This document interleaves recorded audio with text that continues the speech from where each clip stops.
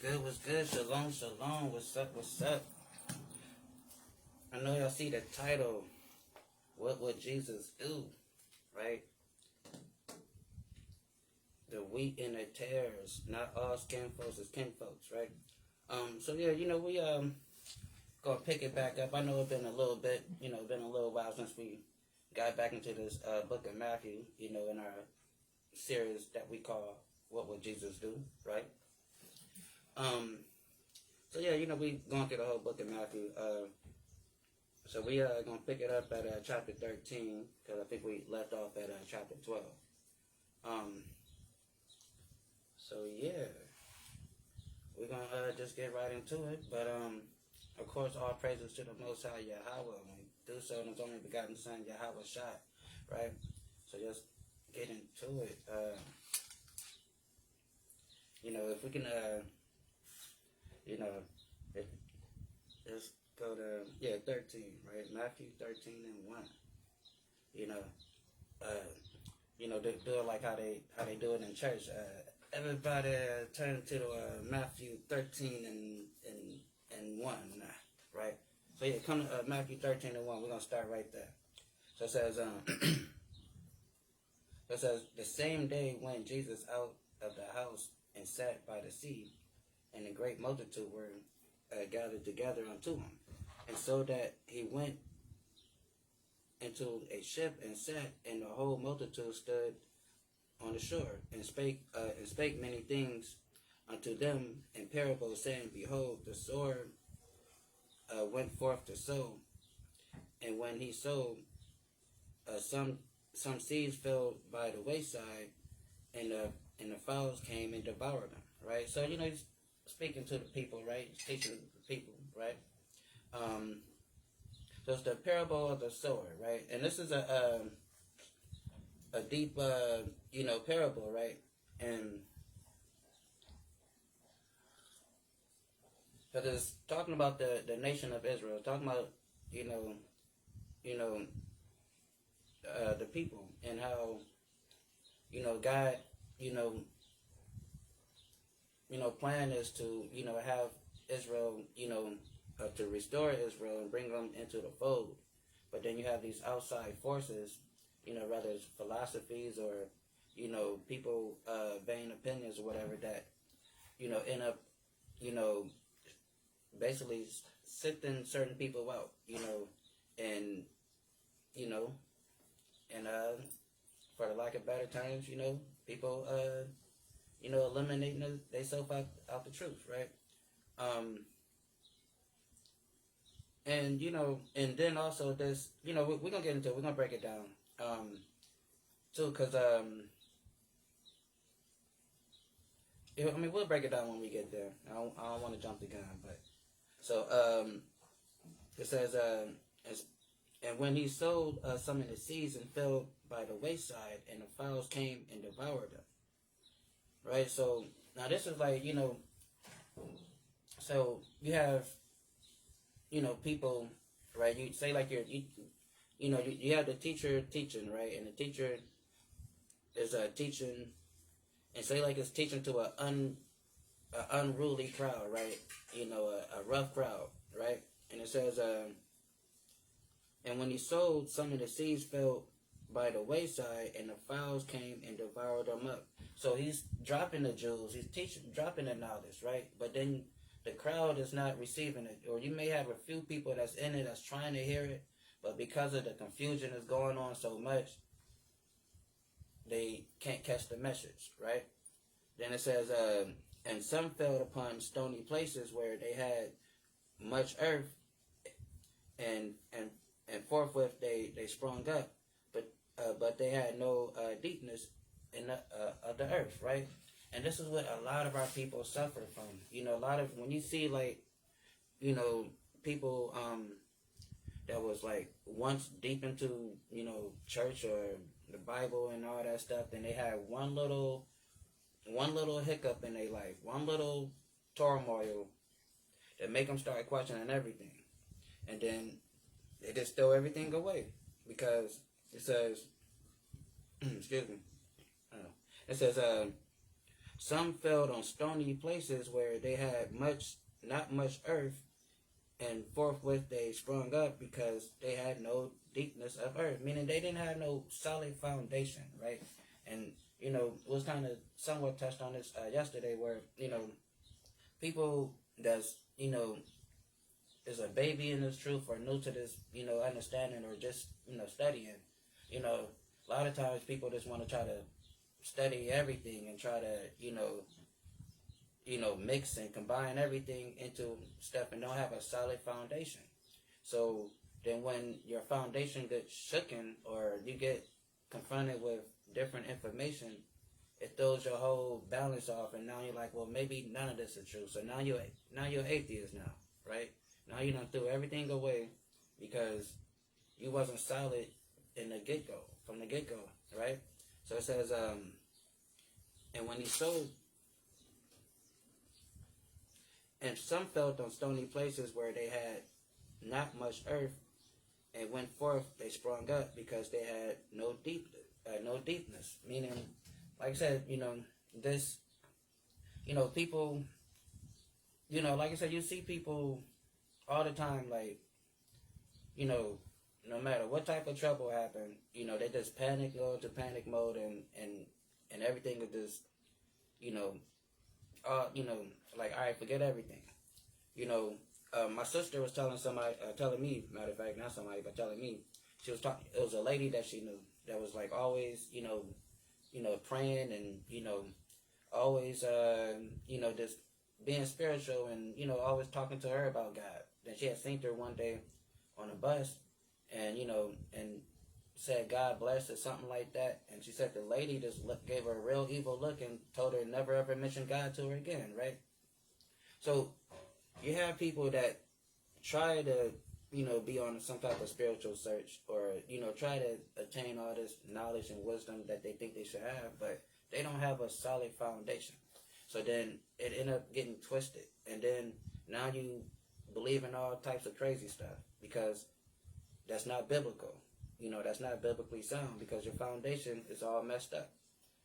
And so it says, and some fell on stony places where they had not much earth, and forthwith they sprung up because they had no deepness, meaning no solid foundation where they can rely on. Even if they do hear something contrary, they can like, well, look, this is my foundation, and this is what I'm going, this is where I rock at, right? See, but here we use the Bible as our foundation, right? So we filter things through the Bible, right? With the Bible being the measuring stick. So if it's not thus saith the Lord, then I mean we take it as as what it is. It's not as authoritative as what we would come out of here, right? But so it says,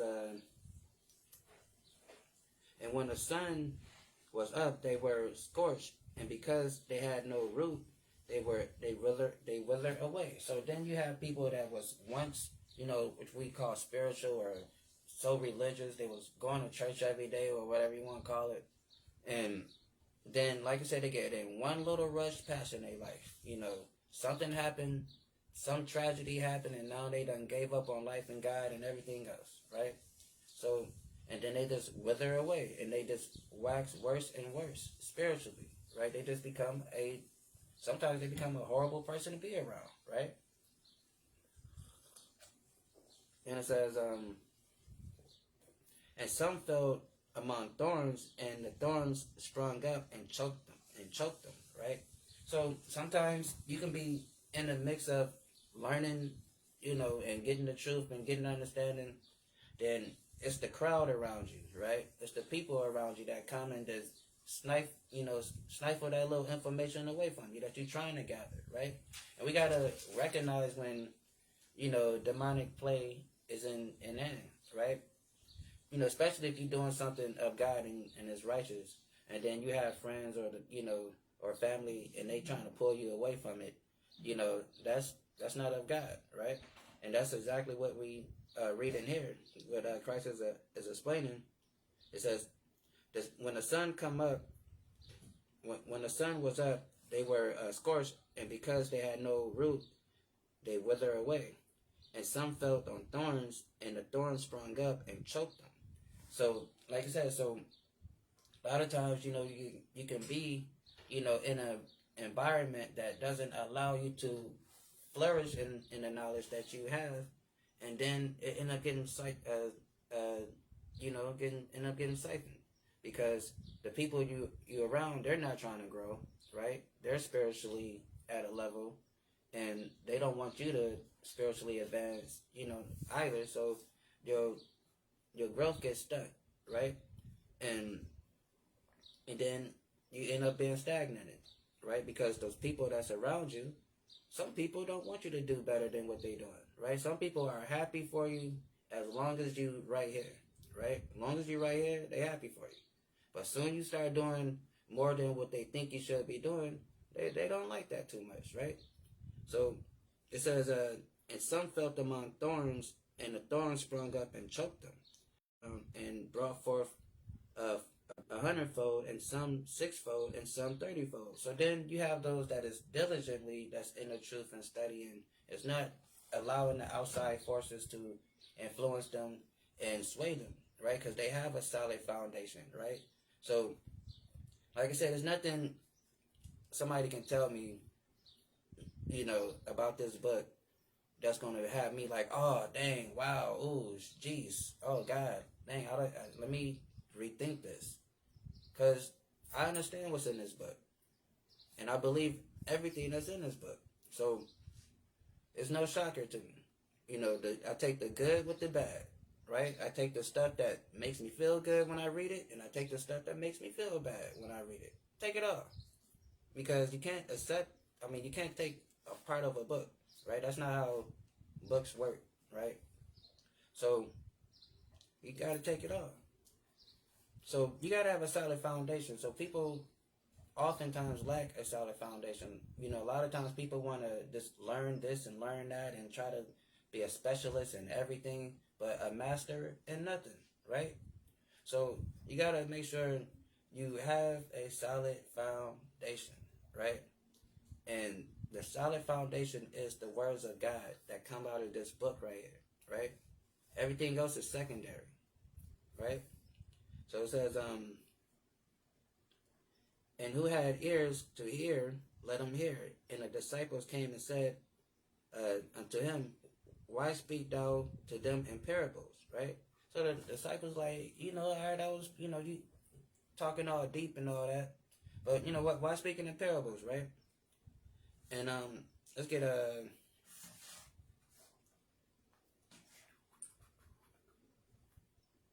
let's go to Acts 2 and 32, 39 real quick.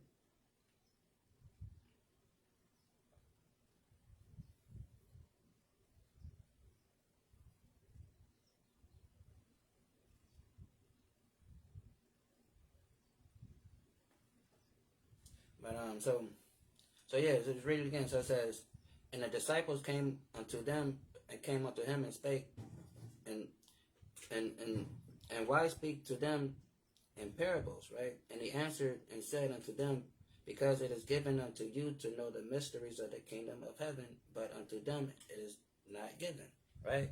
So let's get Acts 32 and 39 real quick.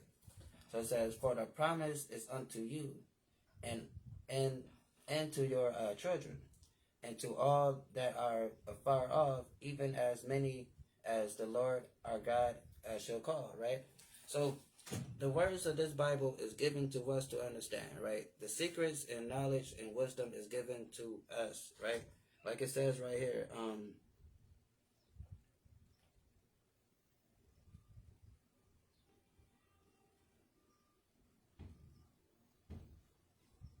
right here,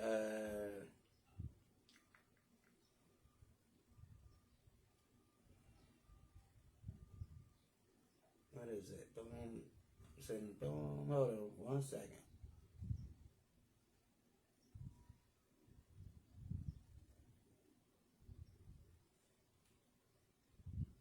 So So, all right, well, yeah, Amos 3:7 it says, surely the Lord God will do nothing but reveal his secrets unto his servants and the prophets, right? So he gave this word unto us, right, to understand, right? Get, hold on. Psalms 147 and 19, right? And it says, he showed his word unto Jacob, his statutes and his commandments unto Israel, right? So he gave the understanding to us, right? He gives the understanding to his people, right? And it says, so now, hold on, back to Acts 2 and 39 real quick. Go back to Acts real quick. So it says, for the promise is unto you and your children and to all that that are afar. So, like I said, the wisdom and knowledge was given to us, right? Like we just read in Psalms, and we're reading now, right? So, but right, let's read on. He said, and he answered and said unto them, because it is given to you to know the mysteries of the kingdom of heaven, but to them it is not given, right? And we were speaking about this, like how it's no wonder that so many people pick up this book and get a million different understandings, right? Because it is the mysteries of this book is only given to a select few of people. This is not a book that you can just pick up and just read and just have all understanding, right? Unless the one that gives it, give it to you. And the one that give it is the Most High God, right? And that's when the Holy Spirit come and sit with you. And like it says, and teach you all things, right? So it says,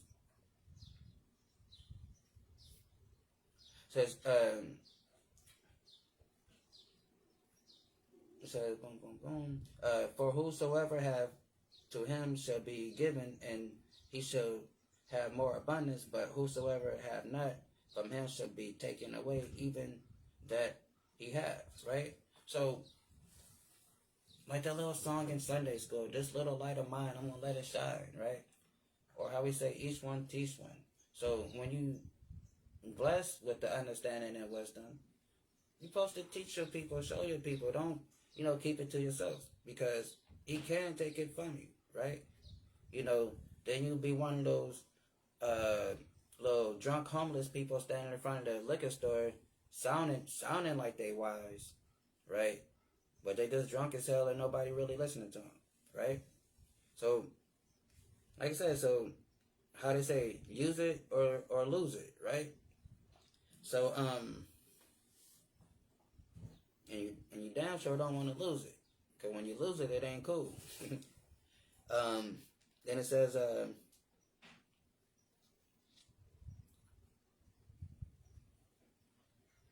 for whosoever have him,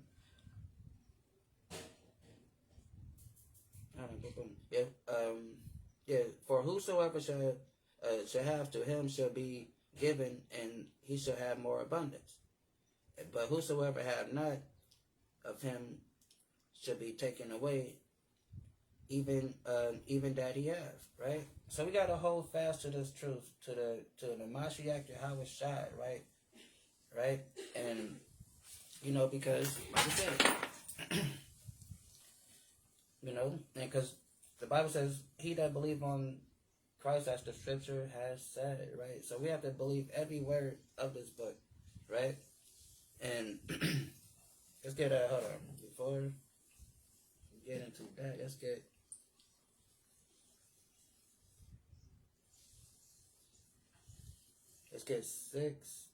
Jeremiah 6 and 16 real quick. Hold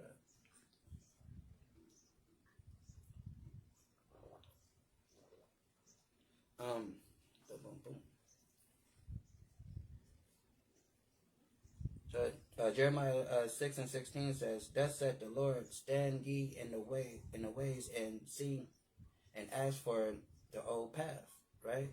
So, and the old path is keeping the laws, following the commandments, keeping the faith, right? But we have something called New Ageism, where we got, like I said, a million gazillion different religions. When God didn't give us religion, He gave us law, statutes, and commandments, right? So it says, "Thus said the Lord, thus said the Lord, stand ye in the way, and seek and ask for the old path, where is the good way, and walk therein, and ye shall find rest for your soul. But they said, we would not walk therein." And that's what a lot of our people do. They don't want to walk in truth. They don't want to walk therein because, oftentimes, like I said, it's just the misunderstanding that we have of this book that oftentimes, turn people off from what's in here. Because our people, you know, we don't, we don't read the book, right? We talk about the book, but we don't read what's in it, right? Like when we go to church, like pastor talk about Jesus, but he don't talk about what Jesus teach. That's why I titled this series, "What Would Jesus Do?" So we can go through what Jesus actually taught, and see what he said, right? And versus what we just talk about Jesus, right? Versus nobody talks about what he actually taught on, right? And what actually came out of his mouth, right? So then it says that it on that then it says yeah, that's it. Then it says let's get Ezekiel.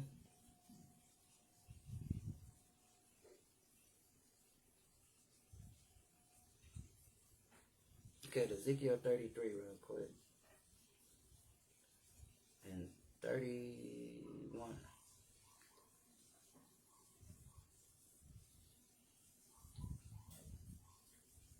Yeah, Ezekiel 33 and 31 says, "And they came unto thee as the people come, and they sat before thee as people, and they hear thy words, but they will not do them." Right? And that's this verse right here. Like as I was studying, and a while back coming into the truth, before I even came to the understanding of being an Israelite, this verse right here always stood out to me. Because I didn't want to be one of these people that, this verse is talking about. Because I am a fan of history, right? I do like history. I do like, ancient stories, ancient battles and wars. So I didn't want my love for history or that type of stuff to trump what I'm actually learning, and that be the main reason why I'm actually listening to what I'm listening to versus me actually understanding it to be the truth, right? If that makes sense. So let's read it again. It says, and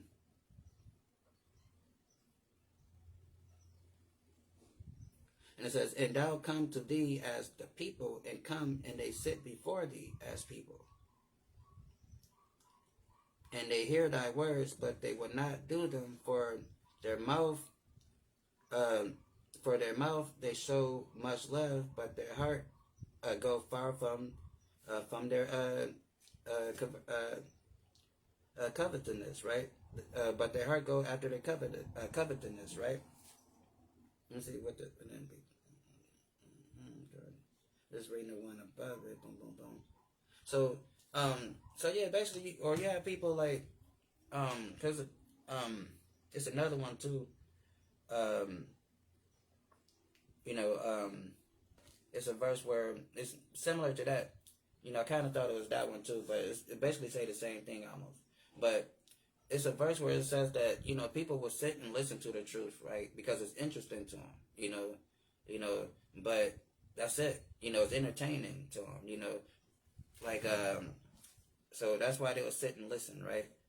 So like I said, so that was I thought like even though this verse was basically saying the same thing, but there was a certain part I was looking for was basically saying like how people would listen because they got itching ears, and the stuff that you might be saying might be interesting to them, but they're not going to practice it. They're not going to do it. And we was talking about wisdom yesterday, that the difference between wisdom and knowledge is wisdom is applied knowledge, right? It's not enough to know something, but if you're not applying what you know, then what's the point of knowing it, right? Um. So yeah, let's get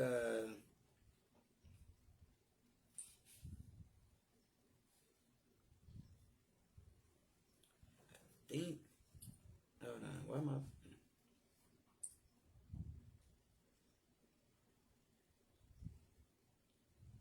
Hey, let's get. I think I'm on Ezekiel 9 and 7. I think.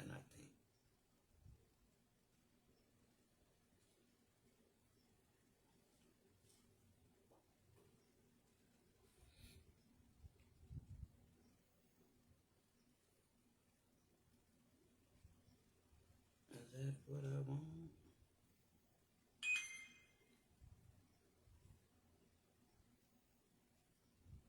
I will read it anyway. Wait, no, okay, no, not that one. But let's get.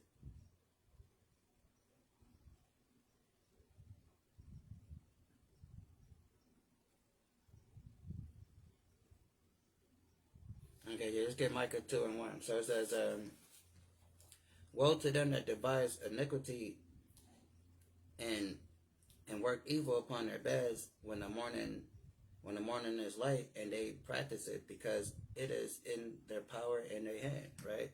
So, like I said, so you have people that's like I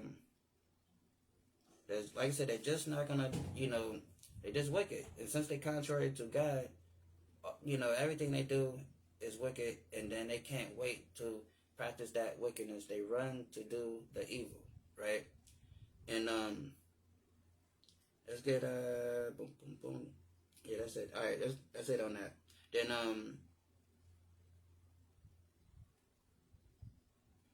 it says so verse 14. So it says, and them is filled a prophecy of Elias. Hold on, let's start back up at 12. Matthew 13 and 12. So it says, for whosoever have him shall be given, and he shall have more abundance, but whosoever have not him, from him shall be taken away, even that he have. Therefore I have spake to them in parables, because they seeing and not see, and hearing they not hear, neither do they understand. Right? So people don't, like I said, it's a wonder why people will read this book and have a million different things, or somebody can read the book and say, you know what, I don't even understand. I tried to read the book, but I don't even understand what it's saying. I got a headache, right? Because this verse right here, it says, therefore I spake to them in parables, because they see and see not, and hearing they hear not, neither do they understand. Right? Hold on, Salakia, real quick. Nobody mess one up.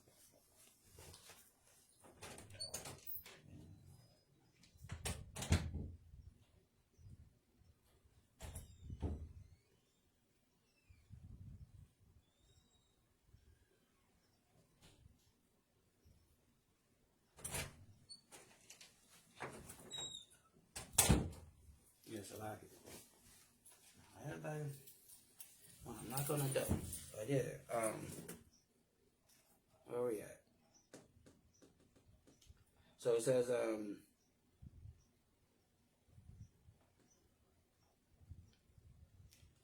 yeah, therefore I spake to them in parables, because they seeing and not, seeing and see not, and hearing and they hear not, neither do they understand. So, like I said, people, will have a lack of understanding because of the false ideologies that was placed and stigmatized with this book. So a lot of times people will read this book with preconceived notions, and then they will read something that's contrary to what they thought, and then it's kind of like that Terminator, movie, when Terminator was having a little short circuit when he couldn't, he was fighting the program to kill John Connor versus to protect them. So he just have to shut himself off. So then we have what they call cognitive dissonance, when people just don't want to take heed to what they actually see or read, right? So they just block it out, act like it's not there, right? And it says, in them is fulfilled the prophecy of Elias, which is the Latin way of saying uh, um, um, Isaiah. Then it says, and was said, by hearing ye shall hear, and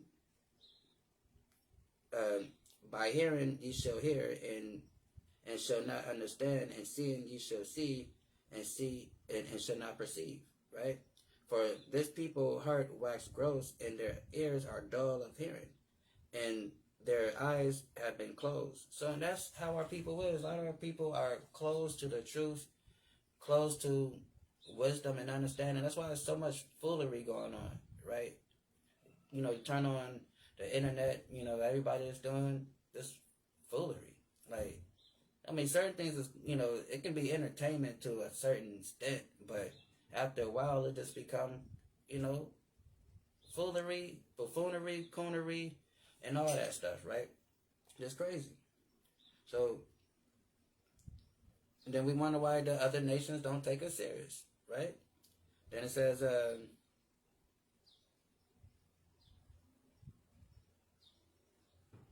it says, it says, for this people heart wax gross, and their ears are dull of hearing. Meaning these people are so prideful, so into themselves, so self-centered. It's nothing you can tell, right? There's nothing you can tell our people, right? Yes, the Edomites, the so-called Caucasian, is the worst people ever that God ever created, right? Bible says that. But the Bible also says that the Israelites, the Black, Hispanic, and Native American people, are the most hard-headed people, the most stiff-necked people, and that is true. We don't like for people to tell us nothing, right? Who that nigga think he talking to, right? That's our attitude, right? So it says, for these people heart is wax gross, and their ears are dull of hearing, and their eyes are so closed, lest any time they should see with their eyes and their ears, and should understand with their hearts, and should be converted, I should heal them, right? So he was like, if these people do one day wise up and say, you know what, let me humble down on this stuff, then I will heal them. But these people won't do that because they're too prideful, right? Somebody told me one time that, like, yeah, when I actually sat down and listened, I understood what you said. But then at the same time, you know, it's like, well, all right, you know, knowing is half the battle, right? So there's no point of, you know, if you're not actually applying it, then there's no point of, you know, it just become entertainment after a while. So, and it says, for this people heart is wax gross, and their ears are dull of hearing, and their eyes have they closed, lest they any time they should see with their eyes and ears, and should understand with their heart, and should be converted. Because that's the thing, like, once you do hear this information, once you do get the truth, the understanding, what else can you do? You don't go back to that nasty, filthy, dirty Christian church and sit there no more. Because you know that's a lie, right? You don't do that no more, right? You be converted. But our people don't want the truth, right? Our people love a lie. We love something that sounds like a real good lie, right? And because we like fantasy. That's why you got so many people talking about Wakanda forever, right? That's a make-believe African nation, but we got people, you know, talking about Wakanda, right? Let's get Isaiah, right? 29.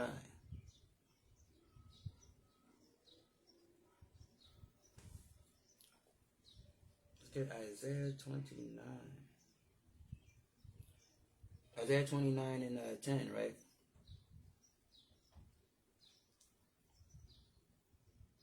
So, because this is where Christ was quoting from. Because a lot of people be thinking that, like, when you read the New Testament, a lot of people think that the disciples and Christ and Paul and everybody else was just in here freestyling. They was just making stuff up as they go. No, they was quoting the Old Testament. So this is what Christ was quoting that we just read. Isaiah 29:10. For the Lord hath poured out upon you the spirit of deep sleep, and have closed your eyes. The prophets and your rulers and seers have he covered.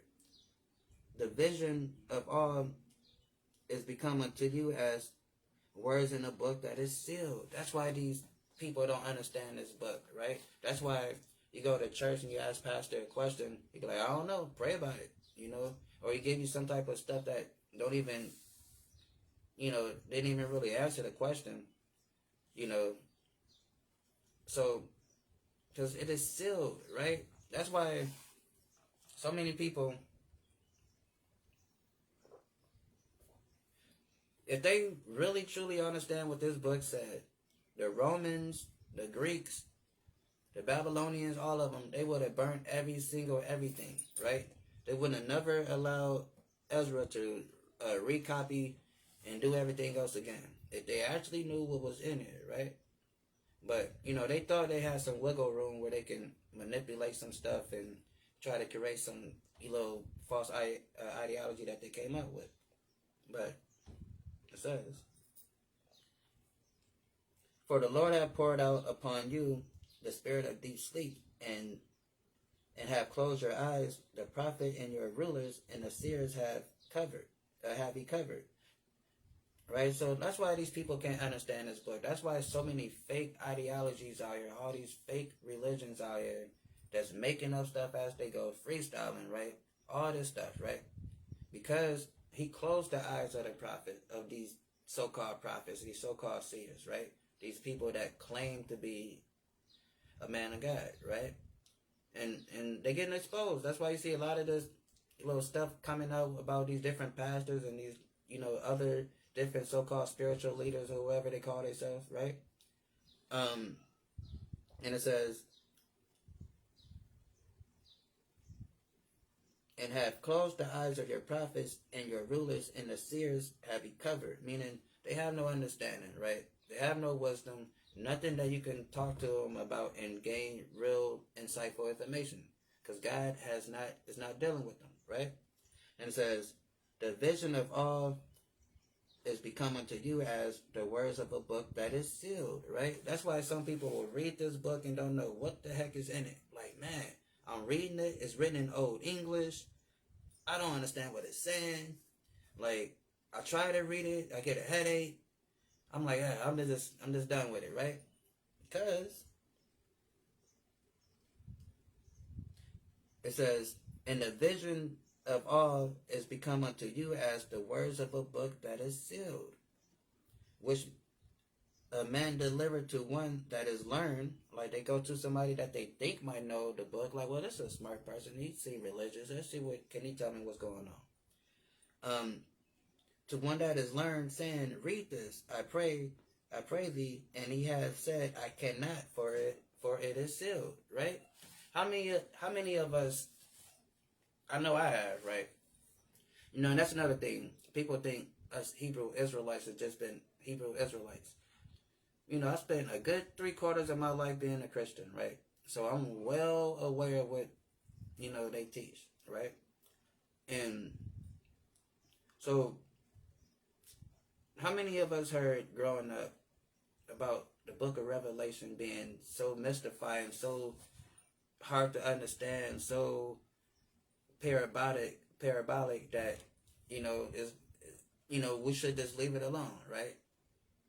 Some people say, yeah, don't, growing up, I heard pastors say this, right? I heard learned men growing up saying that, well, Revelation is this so mysterious book, and, don't read it because it's so deep and all that stuff, right? Because right here it says, and a vision of all is become unto you as the words of a book that is sealed, which a man delivered to one that is learned, saying, read this, I pray thee. And he said, I cannot, for it is sealed. And a book is delivered to him that is not learned, saying, read this, I pray thee. And he said, I am not learned. Right? So, and that's the propaganda that these, people push, right? And that's why, too, I did a series on the book of Revelation where we went through every chapter and read it and explained it. Because I know me, growing up, I was all, told that, oh, this is such a book that is so hard to understand, right? But it's not if you're familiar with history and prophecy, right? And it says,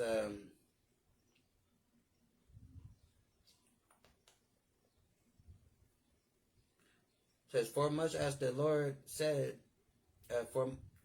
wherefore the Lord said, for much as the people draw near to me with their mouth, everybody, especially you go to church, pastor in there talking like a damn homosexual, whispering to everybody, oh, thank you, Jesus, and all this stuff, talking like he's trying to seduce everybody, right? Everybody praising the Lord. Oh, thank you, Jesus, clapping and dancing and what they got, praise dance, all that stuff, right? They what they say? Wherefore the Lord said, much as this people draw near me with their mouth.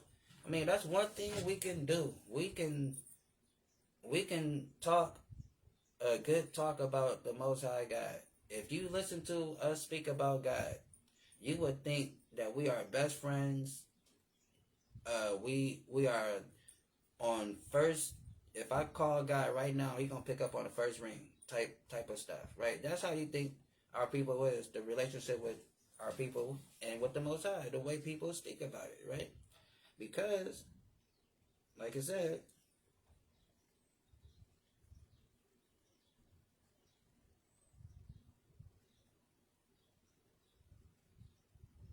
it says, wherefore the Lord said, much for as this people draw near me with their mouth. So we always got a good mouth service, good, always speaking good about the Lord, right? But how much of it do we actually believe that come out of our mouth, right? And I kind of found out a lot about the Christian church. I know I'm kind of focusing on the Christian church right now. That's because I know a Christian church love the New Testament, right? And so, hold on one second.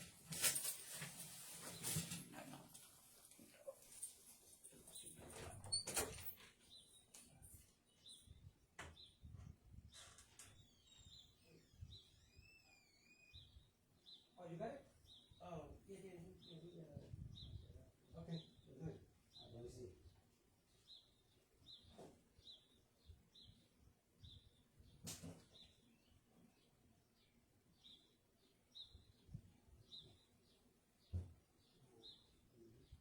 All right. So let me know. Everything. Yeah, okay, yeah. All right. Thank you so much. No, thank you. All right. That was the little guy that was fixing on the floors and stuff. But yeah, it's like, um,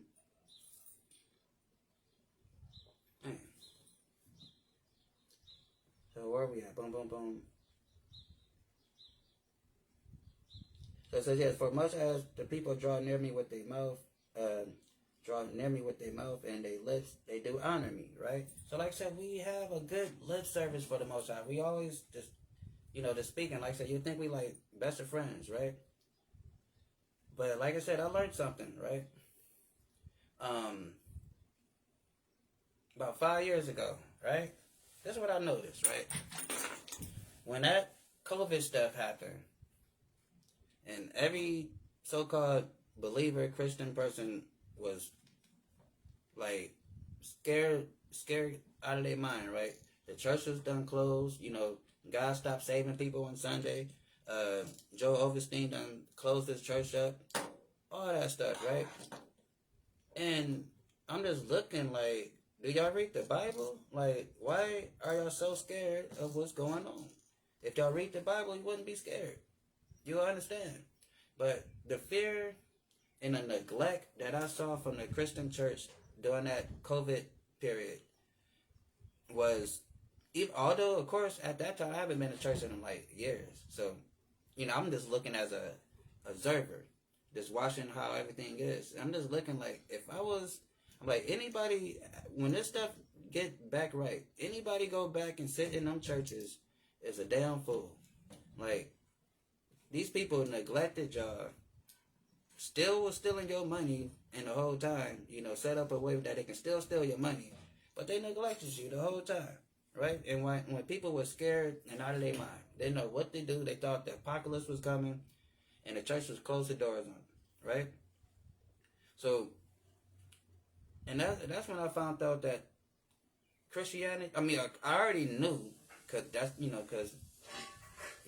I already been left the church years ago, but it's just more evidence and just crazy to see in real time when stuff really hit the fan, how that Christian stuff that they talk out their mouth, like, is gone, it's out the window. They don't believe it. It's like, I was talking to somebody,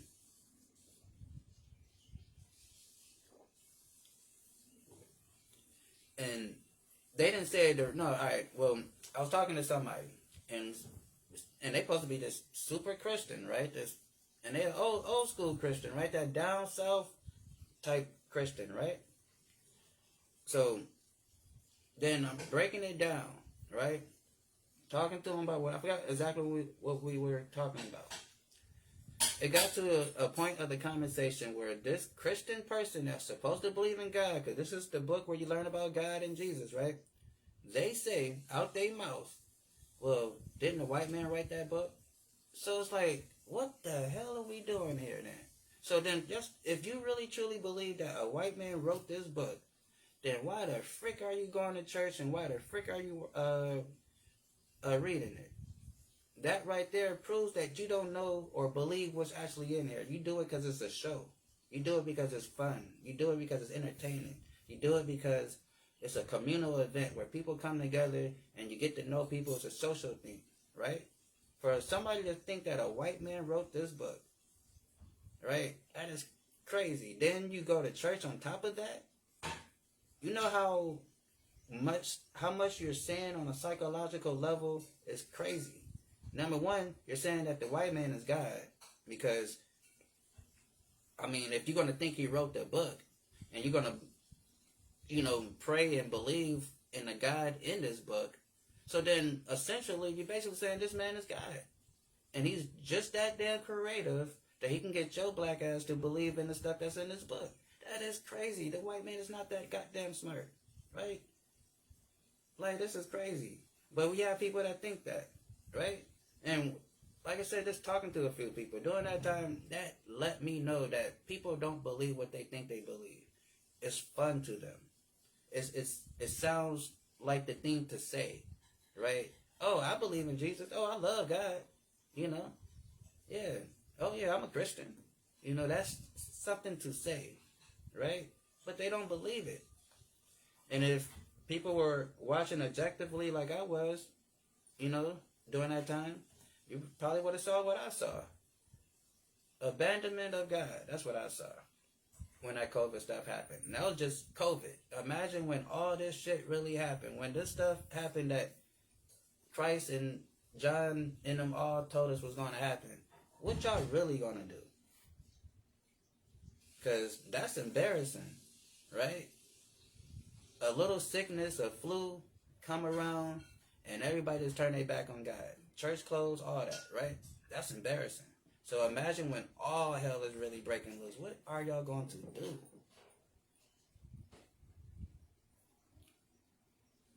Where are we at?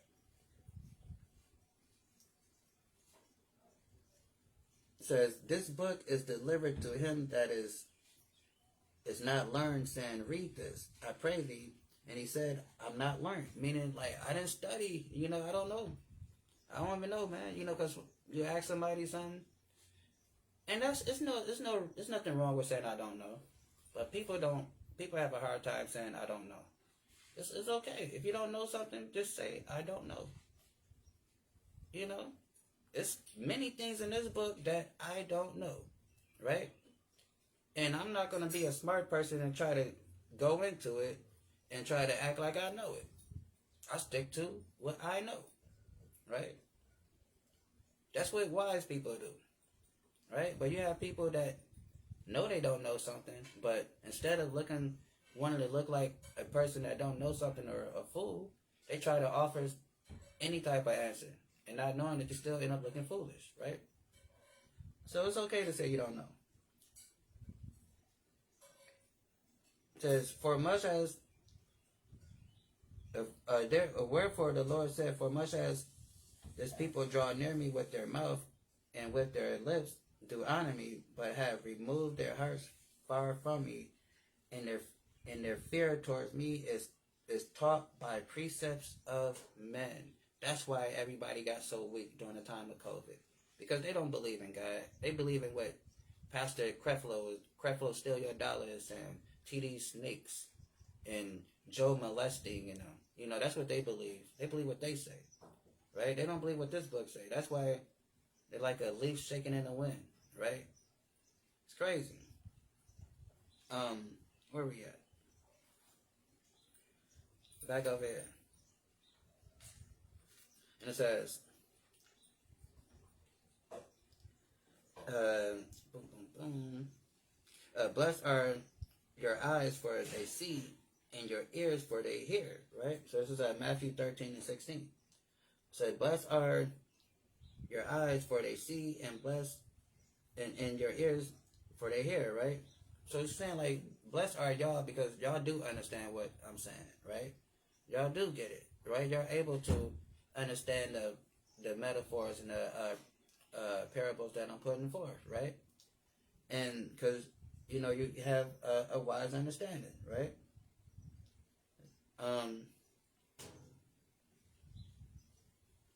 So then it says, blessed are your eyes for they see, and your ears for they hear, right? This is 1 Peter 10 and 1. It says, which salvation of the prophets have inquired and searched diligently, who promise of the grace that should come to you, right? So that's what we have to do. We have to search diligently of these scriptures, right? And what happens? It says, blessed are your eyes for they see, and your ears for they hear, right? And it says, which salvation of the prophets have inquired and searched diligently. So the prophets of old was searching out for for the salvation. That's what we have to do. We have to search out for the salvation. That comes through the Mashiach Yahweh Shai, given to the Most High God Yahweh, right? From the Most High God Yahweh. It says, which salvation the prophets has inquired and searched diligently, who prophesied of grace and should come to you, right? And that is that grace to the Mashiach Yahweh Shai, right? Who the world calls Christ, right?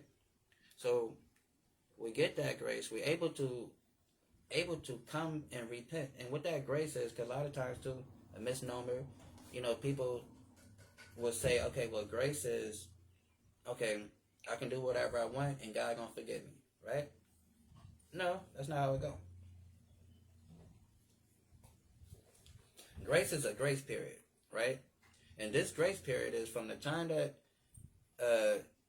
Yahweh Shai laid on that cross until when he come back and crack the skies with the millions and millions, you gotta say it like the Rock, of his angels, and put his foot back on this earth and put judgment on it. That's the grace.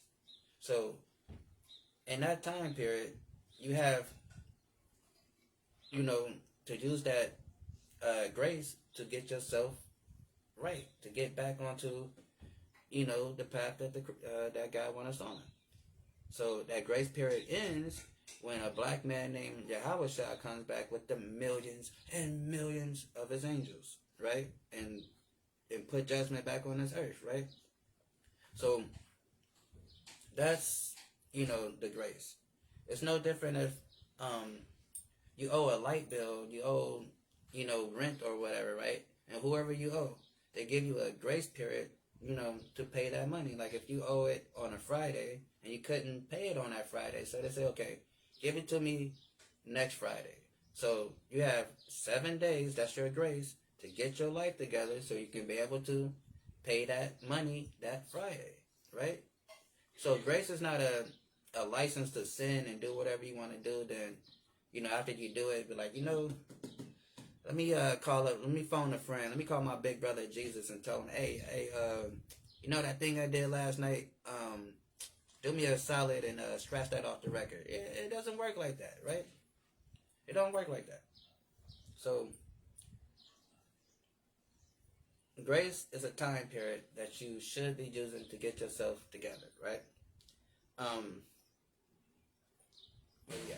And it says, Verily I say unto you that many prophets and righteous men have desired to see those things which ye see and have not seen them, and to hear those things which ye hear and have not heard them, right? So a lot of these ancient prophets that wrote about the Mashiach, and when Daniel was writing about the 7-week the 77-week prophecy, and when different little Isaiah and all these different people was talking about, they was wishing they can see the day that this man come, right? And for many reasons, because like we was talking yesterday, like prophets were, they wasn't like considered noble men. They were oftentimes considered crazy people. They often looked at as the little crazy guy in the neighborhood, right? So to see all your prophecies and see them actually come to fruition, that's vindication to let people know, like, look, the Lord was working with me. I told y'all this was going to happen, right?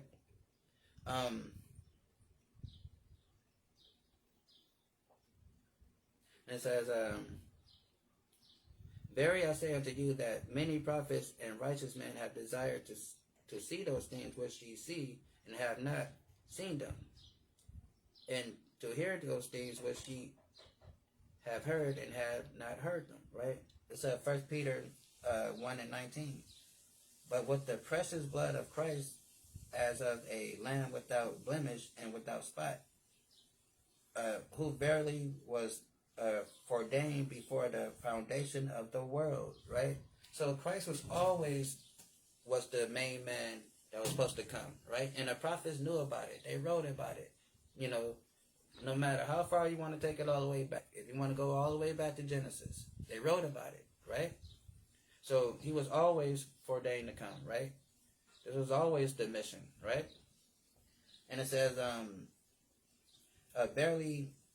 who verily was ordained before the foundation of the world, but was manifested in these last times for you, right?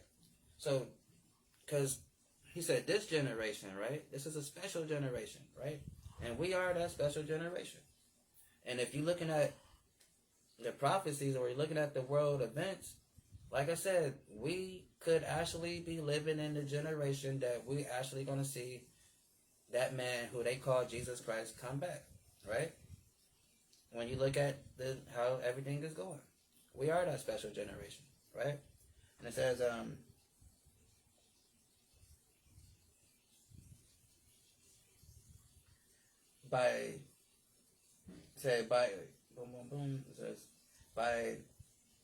who by him do believe in God, that raises him up from the dead and give him glory, that your faith and hope might be in God, right? So, like I said, we, have that chance to actually, see the Mashiach, the Yahushua come back in this generation, right? And it says, boom, boom, boom. So it says, hear ye therefore the parables of the sower, right? So yeah, so hear the parable of the sower. And this is where it get a little deep, right? Even though we went through this before. So, and again, too, it's like a lot of people come at us, when we say, okay, certain people are the Israelites, okay? We say, okay, this person is an Israelite. We say the Black, Hispanic, Native American people are Israelites. Now, that is a general statement. Now we're not saying that every last black person is an Israelite.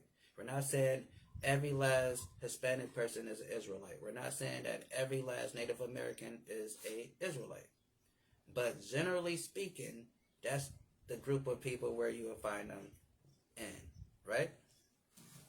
And of course, because it's a patrilineal thing through the father, right? So now, so it's a patrilineal, and so oftentimes, when we say, all right, these people make up the 12 tribes. Now, generally, they do, right? But again, you have, like for example, right? You have in Brazil, you have the Portuguese down there, right? You have the natural Brazilians down there, the indigenous. I can't talk right now. Those the original people down there. Then you have the Portuguese and the Spanish down there, right? And when I say Spanish, I mean the Blancas, the white people Spanish, right? And so, but then you also have the natural Brazilians down there, our brothers down there, right? And the ones that came over on the cargo slave ships down there, right? So, so when we say certain people are part of this tribe or that tribe, it's not a totality, but it's general. It's generally where you will find, who where they are, right? And so, and of course it's patrilineally, right? And but anyway, so back to it. So says hear the parable. Hear ye the parable of the. Hear therefore the parable of the sower. And when one hear the word of the kingdom and understand it not, then come the wicked and cast away which was sown in his heart, and this is which received the seed by the wayside. It says, he that received the seed on stony places, the same is that heareth the word and anon with joy and receive it. Yet he's not rooted in himself, but doeth for a while. For when tribulation or persecution arises because of the word, by he is offended. So we went over that when we was reading it over here in in 12 and 13 and all that.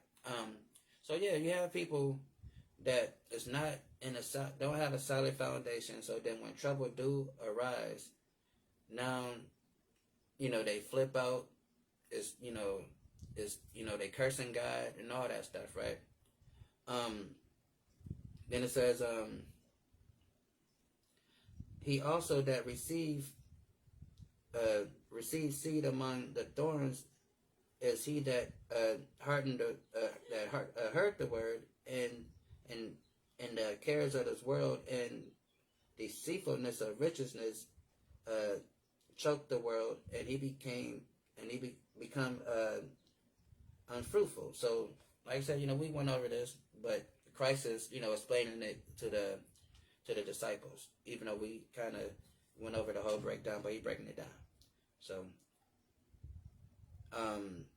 but he received the seed unto the good ground, and he that they hear the word and understand it, which is also bear fruit and bring forth some 100-fold, some 60, and some 30. So he just explaining the parable to him, and it says another parable put forth unto them, saying, the kingdom of heaven is likened unto a man which sowed good seed in the field. So now this is the point. So like I said, and we are the kingdom of heaven. The Israelites are the kingdom of heaven, because we are a people before we are a place, right?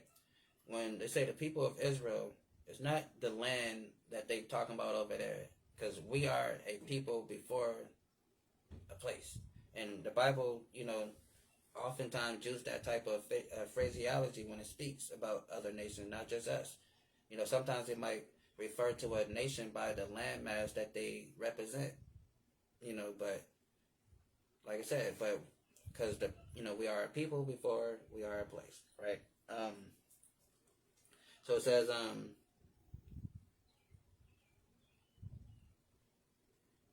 where we at? So yeah, okay.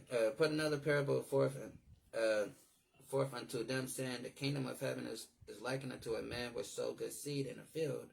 But while the man slept, the enemy came and sowed tares among the wheat. So who is the enemy? The enemy is these goddamn Edomites, right? The wicked of the wicked, the Romans, the Greeks, the Americans, all of them, right? The enemy, right? And how did they sow tares among the wheat? Through slavery, right? And we saw those movies, right? How Master get in one of those little moves, he be drinking one night, and he want to go down to the little slave quarters and grab him a little slave girl, and you there with your little family, and now Master taking your wife out the house and laying with her, right? And perhaps producing children with her, right? Those become the tares, right? So it says, but while men slept, the enemy came and sowed tares among the wheat and went his way. So, like I said, they came, trying to assimilate us into their culture, get us into, following their philosophies and all that stuff, right? And then we lose who we are, right, as a people, right? And we become assimilated, right? Then it says,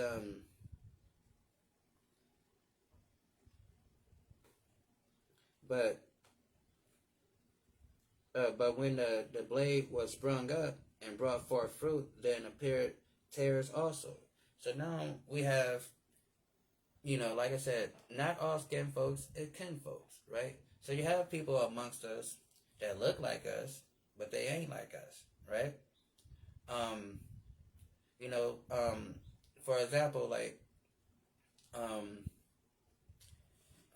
I said this before, and I know y'all gonna hate me, some of y'all, but it's biblically true. Like Bob Marley.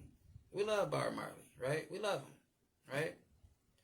But Bob Marley is an Edomite. His father is Irish. Although he has, black features, he has brown skin and all that stuff. And that's the thing, because a lot of people think that it's a race thing. It's about color. No. It's about nationality, ethnicity, bloodline. Because at the same time, me telling you that Bob Marley is biblically considered a white man. I say biblically and actually biologically too. We can get into that. But, consider a white man. I can still tell you that, if y'all been watching basketball, Isaiah Hartenstein is a black man. And y'all going to say, wow, he has blonde hair, straight eyes, all that stuff, right? His father is an Israelite. His father is black. His mom is white, but he is black. And we come in many different shades. Now, Isaiah Hartenstein, on a good day, looked like a white guy, right? But I know somebody, and, I'm pretty sure if we all from the same neighborhood, y'all know this person too. I'm not going to say his name. That look just like him, And when you see this person, you be like, he looks like a white guy. But then when you get close to him, you see that, okay, he's not actually quite white. He's just, very, very, very, very fair-skinned, right? So again, so it's not a color thing. A lot of, but colloquially, you might hear us say like, oh, white man, black man, this man, that man. That's just because that's how people talk, right? Now, if I was to say Edomite, Moabite, because I was talking to a Moabite woman yesterday, if I be talking about some little Amalekite that I can't stand, I mean, I can say those things, but I don't, we don't want things to get lost in translation. So, we oftentimes speak colloquially, how generally how people talk, right? So, but we're not, but it's not like, y'all get the point. So, where we at? Um, where we at? Where we at? So it says, but when the blade sprung up and brought forth the fruit, and appeared also tares, and the servant said, so the servant of the householder came and said unto him, Sir, uh, did not thou sow good seed in the field? Right? Like, I thought the Israelites is the cream of the cream, Della the Del, the top of the top. You know, like, this is a good bunch of people, a good stock, right? Like it says in the book of Tobit, right? Um, so where's these tares coming from? Where's these lookalikes coming from, right? And then the servant of the household came and said unto him, Sir, did thou not sow good seed in the field? From whence have tares, right? So let's get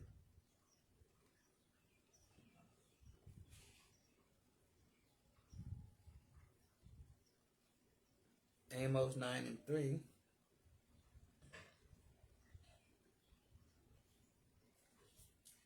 Amos 9:13, right?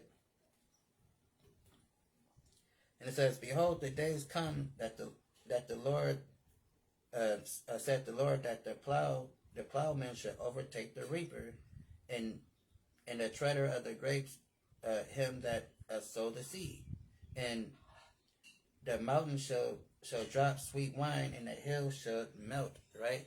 It's talking about, although these people had, got dominance and presiding over us, there's gonna come a time that we're gonna overtake the reaper, and which is these people that sowed these bad seeds in the field amongst our people. So it says,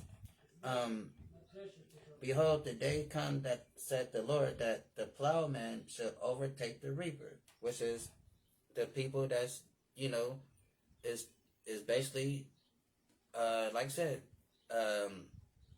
presiding and dominating over us, right? It says to take the reaper. Because what did the reaper do? The reaper come and gather the work that the plowman done. So we go work, we go work 40, 80 hours a week. They take our tax money, they take everything, right? And everything, right? Then they tax everything, they take everything. And then if they think you still owe some more stuff, they take that and all that, right? So it says, Behold, the days come, said the Lord, that the plowman should overtake the reaper, and a treader of grapes, him that sowed the seed, and a mountain shall drip sweet wine, and the hills shall melt. Right? And it's not talking about sweet wine like real sweet wine. It's talking about blood, right? When the Mashiach Yahweh shall come back and destroy these nations for what they have done to us. It is blood. You read about that in Isaiah 63. Him doing an 8-town stomp on these nations, right?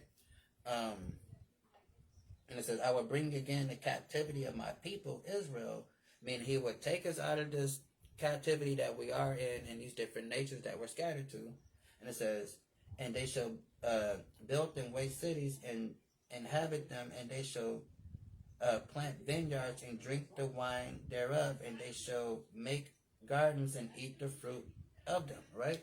And we see this happening, right? Because them Iranians is bombing the mess out of Israel right now, and it's telling you right here, when the dust settles, it says, and they shall build and waste cities. Because when we get over there, it's gonna be a bunch of rocks that's, piled up over there. Because they're gonna be bombing everything over there, right? So by the time we get over there, it says, they shall build and waste cities and inhabit them, and they shall plant vineyards and drink the wine thereof, and they shall also make gardens and eat the fruit, of them.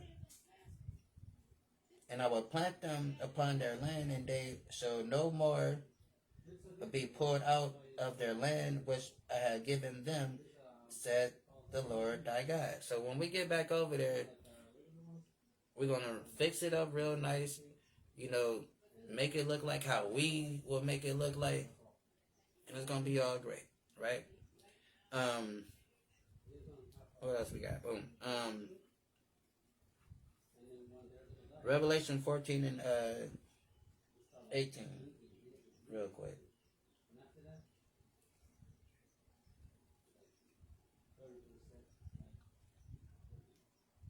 Yeah, Revelation 14 and let's get did I read this? Hold on. Let me get Micah real quick before we go there.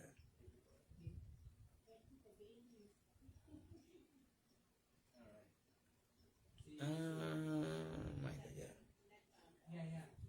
2.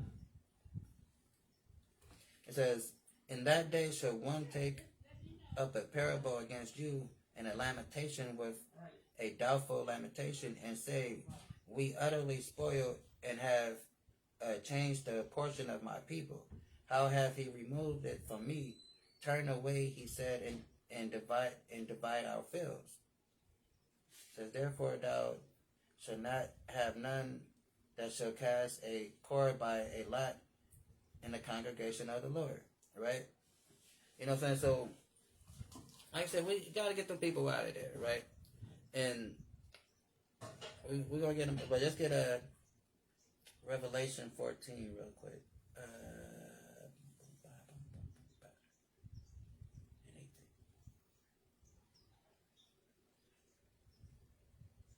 So yeah, it says, this one, okay. So another angel came out from the altar, which had a power over fire, and cried with a loud cry to him that had a sharp sickle, saying, thrust in the sharp sickle and gather the cluster of the vine of the earth, for her grapes are fully ripe.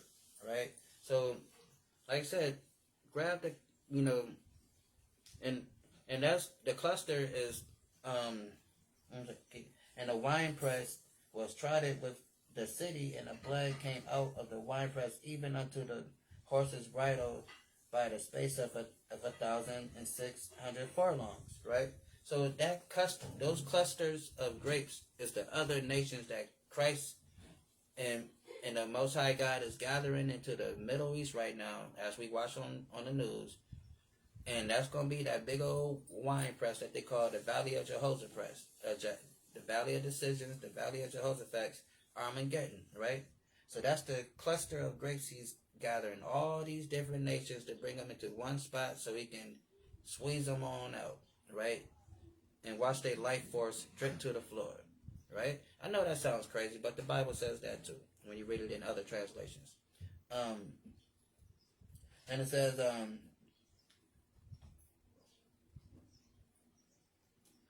let both grow together until the harvest, and in the time of the harvest I will say unto the reapers, gather ye together first the tares. So gather all these little people that's among us that seem to be Israelites, you know, seem to be amongst us, you know, our people.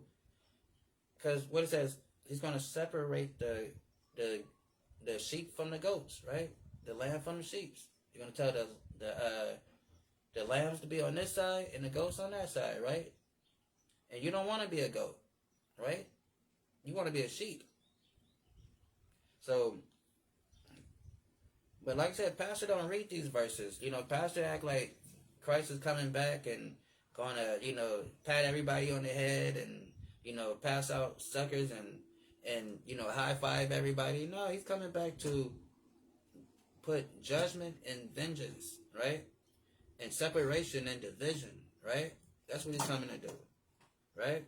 So it says, let both grow together until the harvest is, to the harvest. In the time of the harvest, I will say to the reapers, gather ye together the first tares and bind them in bundles to burn them. So what's going to happen to these people that's among us, these spies, for the lack of better terms? Because I know it sounds harsh, right? But you got to understand, this is a spiritual thing. It's not a color thing. A lot of people get it twisted because they think we just so racist and prejudice and all that stuff. It's not as just just because the Edomites look the way they look. It's a spiritual thing. It has nothing to do with how people look. Because you gotta understand, every nation of people have a certain spirit about them, right? And God created certain spirits, certain amount of spirits, right? So now, no matter the color, the phenotype or whatever, the spirit that's in that person is of that nation. So whatever characteristics that God placed, that's just what it is. It doesn't matter if they look like Tia and Tamara. Tia and Tamara are two white women. Although they might be, the same color as the back of my hand. But biblically speaking, because their father is a white man. And you are the seed of your father, right? Real quick. I was debating, they on certain phones, they got the Gemini feature, right? You hold the button, you got the little Gemini stuff, right? So the other night, I'm going at it with Gemini about those people with the curly stuff hanging up on the side of their head, and they usually have the little coasters sitting on top, and they, be wearing all black like they're about to go shoot up something, right? Those people, right? So I was asking, like, how they, in rabbinical Judaism, how they use the mother to determine if you're a Jewish or not.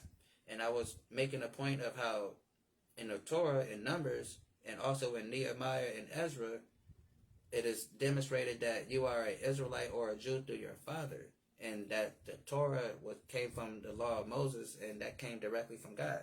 So you know how they work, So long story short, cutting them up, but strangely enough, you know how your phone falls asleep if you don't touch the screen. So every time it comes to answer, but when how those AI things is like the text pops up first before the AI start reading what it said. So it'll start off by saying, yes, you're correct. Yes, you're right. Then, sometimes it'll allow them to complete the whole thing. And I got it to admit that basically rabbinical Judaism is bull.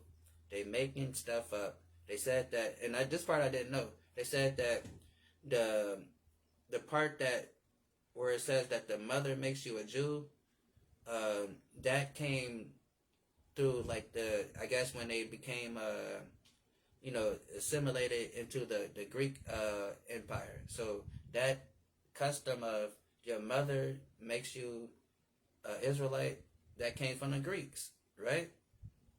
So it's like, that's not even biblical. And they going around pushing it like it's biblical. And my phone down there exploded because the AI thing was spilling the beans, and I never seen the tech department at whoever run Gemini work so quick. They were shutting down everything. But that's crazy. But yeah, where was I? So that's the cluster of grapes, right? Then it says, in another parable put forth unto them, saying, the kingdom of heaven is like a grain of mustard seeds, which a man took, and a sower in the field, which indeed is the least of all seeds, but when it is grown, it is the greatest among the herbs, and become a tree, so that the birds of the air come and lodge in it and the branches thereof. It's talking about this wisdom, this knowledge, these people, these Israelites, right? Because we are the tree, we are that light to the world, and other nations are supposed to come and learn from us, and and like I said, and they get their rest, their peace by serving us, right? And so we're supposed to be that big old tree that that other nations can sit under. So it says, indeed, this is the least of all seeds, but when it's grown, it is the greatest among herbs, and become a tree that the birds of the air come and lodge in the branches thereof. So it's talking about the other nations coming to sit amongst the tree. Another parable spake. He said, he spake unto them, the kingdom of heaven is like unto leaven, which is a woman which is a woman took and hid in 3 measures of meal till the whole was leavened. All these things spake Jesus unto the multitude in parables, and without a parable spake he not to them. So he's just speaking in parables, dropping jewels, dropping wisdom, right, to the people. They might be fulfilled, which was spoken by the prophet, saying, I will open my mouth in parables, and I will utter things which have been kept secret from the foundation of the world. Right? So he's teaching the people, right? And it says, then Jesus sent the multitude away and went into the house, and his disciples came unto him, saying, declare unto us the parables of the tares of the field, right? And he answered and said unto them, he that sowed the good seed is the Son of Man, right? And we know who the Son of Man is, right? That's, Christ, right? Hold on, let's get 1 John 3 and 10, right? 1 John 3 and 10 says,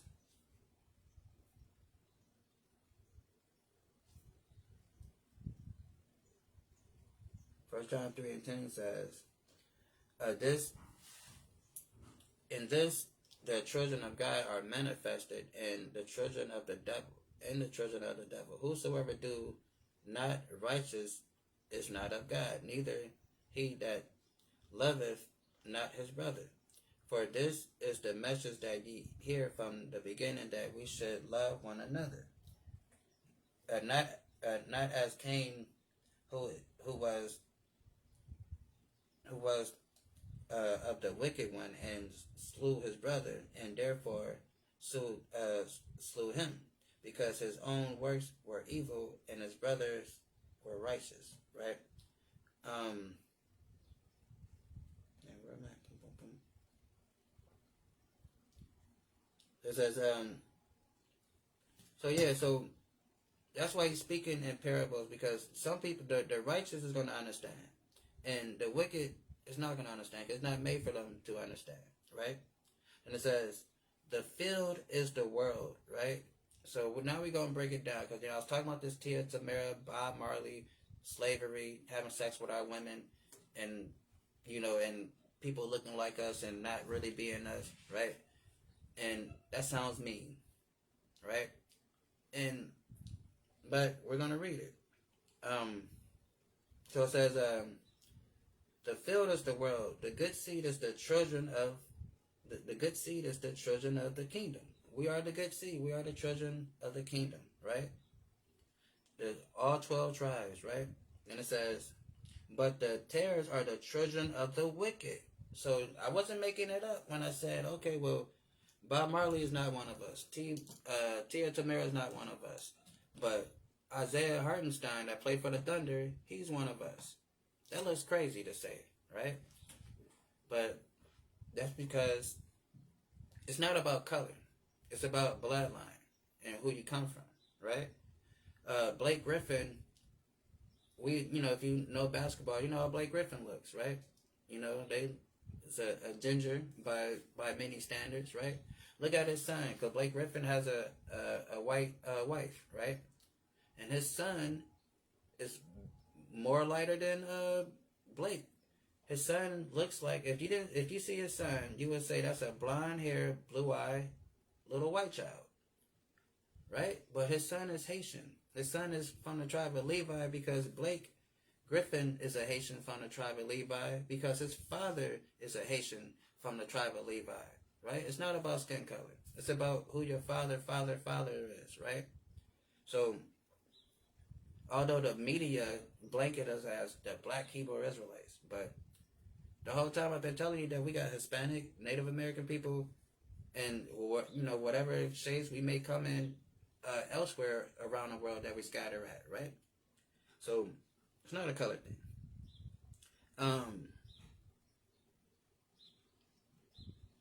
It says, go in 1 second. Might put this on pause for a quick second, but we're gonna get back to it. But I'm gonna finish this. So it says, the field is the world, and the seed is the children of the kingdom, but the tares are the children of the wicked. The enemy that sowed them is the devil. Who's the devil? The devil. The Edomites. Okay? The so-called Edom. The people of Edom. The red ones, right? The ones that's called rednecks down south, right? The devil. It says, the enemy that sowed them is the devil. The harvest is the enemy. The harvest is the end of the world. And the reapers are the angels. So the angels know who he is, right? Who the Israelites is, and how to pick and take whatever, right? They're going to separate the wheat from the tares, the goats from the lambs, the sheep from the goats, right? Then it says,